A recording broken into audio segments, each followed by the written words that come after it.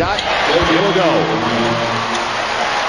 So the Lakers trail by 12, shooting only 29% in the first 12 minutes of play. They should be down more than 12 the way they've played, not only the way they've shot, but the way they've turned the ball over. But the beauty of a 48-minute game is just that.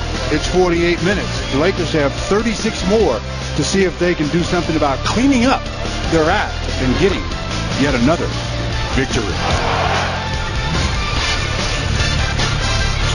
Challenge the Lakers for their crown, not simply because of the addition of Ron Artest, but because of the depth that Joel Myers and Stu Lance were talking about a little bit earlier. In fact, Tracy McGrady said, this is the first time I felt going into a season that something really special is going to come out of it if we put everything together and understand our roles. I've been waiting for this chance for a long time, but Joel, Stu, guys, you know, for the Houston Rockets, it's all about health. If Tracy McGrady and Yao Ming can stay through a full season healthy, they probably could challenge the Lakers for the West. Well, and they've got Artest now, as that's a beautiful entry to Carl Landry.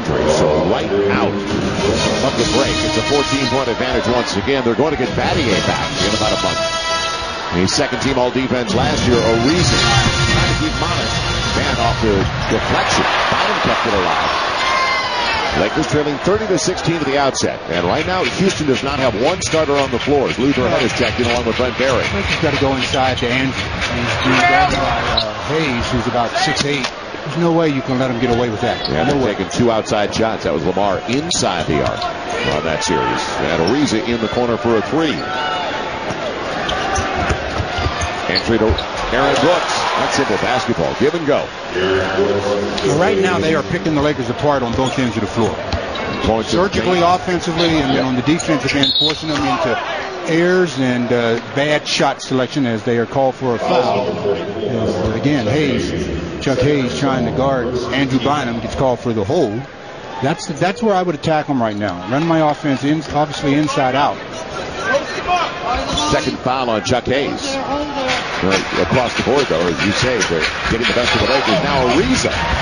Finally, somebody going to the rack, and it's Trevor Ariza. Nice return pass by Andrew. Just passes it into Andrew and then cuts off of him and gets a little hand on. Second chance points. 10-0.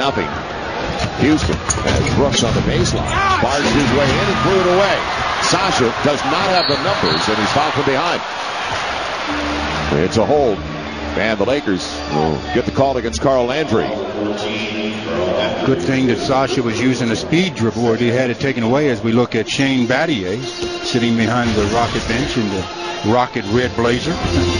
One of the toughest defenders in the league to go along with Ron Artest on the same team. So they've got some good depth defensively. Good move, Andrew Bynum. And he rattles it home. It'll stay down. The Lakers down by a dozen.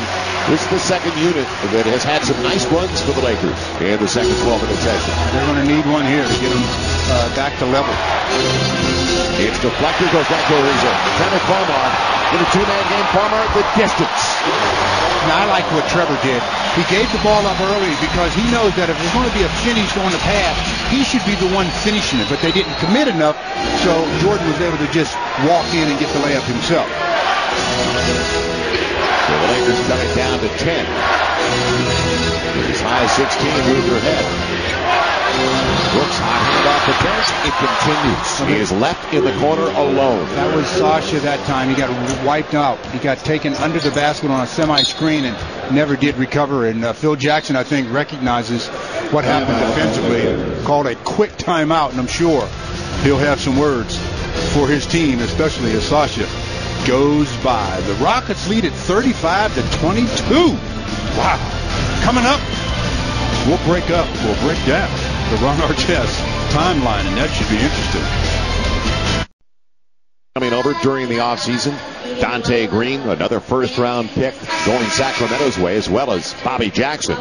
It all started for Ron Artest as a first-round pick of the Chicago Bulls back in 1999.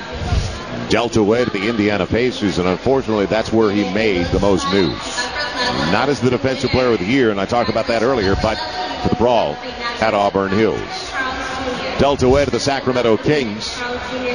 Said he should have opted out. He didn't, but he got traded, and this is the final year of his current agreement. So Ron Artest, and everybody says it's going to work. He's in the last year of his contract. He's going to be on his best behavior. Well, he's also, don't forget, played a season under Rick Adelman. So the head coach has a pretty good idea of what he's dealing with Ron Artest. I don't think the last year of his contract has anything to do with Ron Artest.